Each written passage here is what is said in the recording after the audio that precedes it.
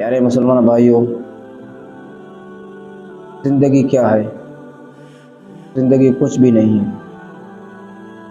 अगर आज मैं और आप ज़िंदा हैं तो इसका मतलब हरगिज़ ये नहीं है कि हम हमेशा के लिए ज़िंदा रहेंगे, या 1 साल या 2 साल या 3 साल। इसका मकसद बिल्कुल ये भी नहीं। ज़िंदगी एक सांस है, एक कदम, एक पल का, एक सांस का भी कोई एतबार नहीं। अगर आपको यकीन नहीं है तो ऊपर इस वीडियो को देखें।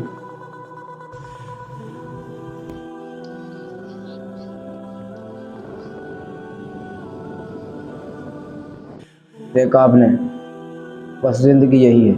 हमें चाहिए कि जो वक्त हमें मिला है उसको गनीमत जानते हुए अल्लाह तबारक व तआला के रज़ा वाले कामों में गुजारें। ऐसे काम करें जिसमें अल्लाह तबारक व तआला राज़ी हो जाए और अल्लाह पाक के आखिरी नबी सल्लल्लाहु अलैहि वसल्लम हम पर राज़ी हो जाए।